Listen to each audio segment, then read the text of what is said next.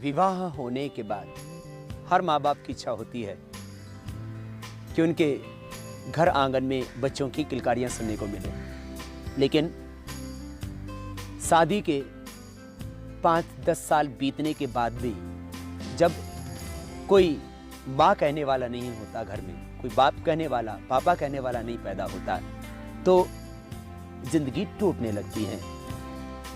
शादी होने के बाद भी करीब 10% लोग इनफर्टिलिटी के शिकार हैं। ये पूरे वर्ल्ड के डेटा हैं, भारत सहित पूरी दुनिया में यही कमोबेश हालात हैं, बड़ी चिंताजनक हालात। और कारण सबसे बड़ा स्ट्रेस, टाइट चड्डी, टाइट जीन्स, और इन टाइट चड्डी और टाइट जीन्स पहन करके और लगा ली थोड़ी टाइट सी टाई, हो ये गया इन सब के बीच में आदमी को सेक्सुअल डिसऑर्डर, सेक्सुअल डिसफंक्शनिंग्स। और ये मैं नहीं कह रहा, ये मॉडर्न मेडिकल साइंस ने स्ट्रेस के जो कुप्रभाव हैं उनमें यद्यपि coronary heart disease, CH disease को हम बोलते हैं मुख्यतः, cardiovascular disease, coronary heart disease और हाइपरटेंशन, ओबेसिटी और पेप्टिक अल्सर, एस्थमा और डिप्रेशन, जहां ये स्ट्रेस के बड़े परिणाम हैं, स्ट्रेस के कारण से ये बड़े विकृतियां पैदा हुई हैं, उसी तरह से ये कैसा यौवन, जवानी पर तरस आता है। ओहो, बहुत बुरे हालात हैं। मैंने कहा कारण और भी है। इनफर्टिलिटी के कारण लेडीज में, जेंट्स में अलग अलग हो सकते हैं। यदि किसी को बचपन में चेचक हुई हो तो उससे भी बहुतों के शरीर के अंदर विकृति आ जाती है और टेस्टिकल्स में स्पर्म पैदा ही नहीं होते हैं। स्मॉल पॉक्स एक कारण हो सकता है। आपको स्पाइन में कोई चोट लगी हो, वो भी आपके डिसफंक्शनिंग का एक कारण हो सकती है। इसलिए जिन लोगों की स्पाइन अच्छी नहीं है, जिन लोगों को रीढ़ की हड्डी की प्रॉब्लम्स हैं, उनको सेक्सुअल डिसऑर्डर होने की बहुत ज़्यादा संभावना है। इसलिए रीढ़ की हड्डी के चोट से बचिए।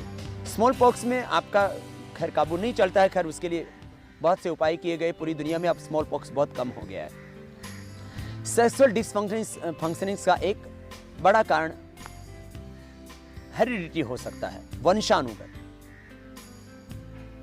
यदि पॉलीसिस्टिक ओवरीज हैं माँ की, तो बेटी की पॉलीसिस्टिक ओवरीज होने की संभावना पूरी बनी रहती है। माँ को यूट्रस में फाइब्रॉइड्स थे तो बेटी को फाइब्रॉइड्स होने की पूरी संभावना बनी रहती है। फिलिपियन ट्यूब माँ की बंद थी तो बेटी के होने की बंद होने की पूरी संभावना होती है, क्योंकि बीज तो माँ बाप ही का होता है। और जो माता पिता के शरीर में जो आकृति थी, जो गुण थे, वो क्रोमोसोम्स के माध्यम से, जीन्स के माध्यम से वो बच्चों में आते हैं।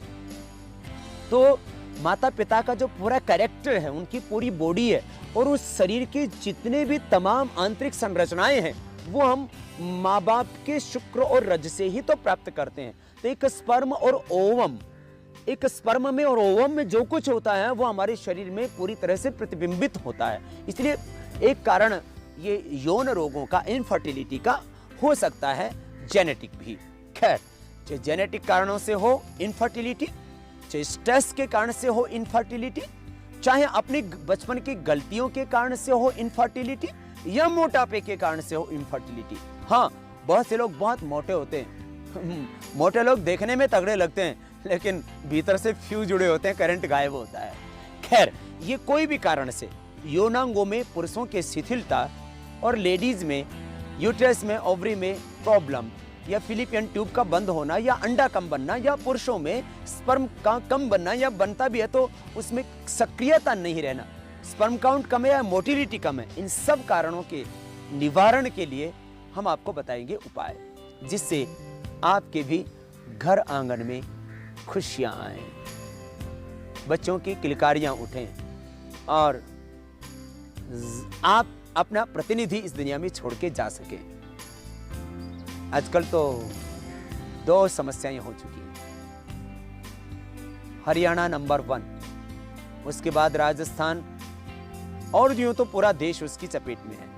बेटियां कम हो गई हैं, तो युवा पीढ़ी में गंवारों की संख्या बहुत ज़्यादा बढ़ गई है। कि आज विवाह एक बहुत बड़ी समस्या, और विवाह होने के बाद में फिर बच्चे पैदा ना हो तो फिर एक और समस्या, अर्थात हम अपना प्रतिनिधि दुनिया में छोड़ के जाना चाहते हैं, अपनी वंश परंपरा को आगे बढ़ाना चाहते हैं, और वंश परंपरा पुत्र और पुत्री दोनों के रूप में आगे बढ़ती है। ये भी एक गलतफहमी है कि पुत्री पैदा होगी तो वंश परंपरा कैसे आगे बढ़ेगी, वो भी वंश को बढ़ाएगी और वो ज़्यादा अच्छे से बढ़ाएगी।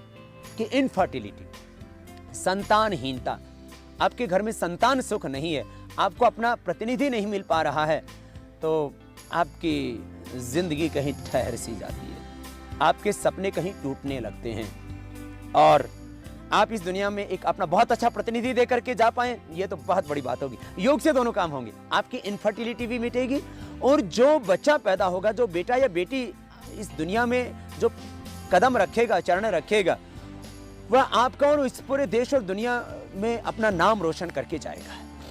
तो इनफर्टिलिटी की समस्या भी दूर होगी योग से, और एक सुंदर, स्वस्थ, बुद्धिमान, प्रज्ञावान, चरित्रवान संतान पैदा होगी योग से।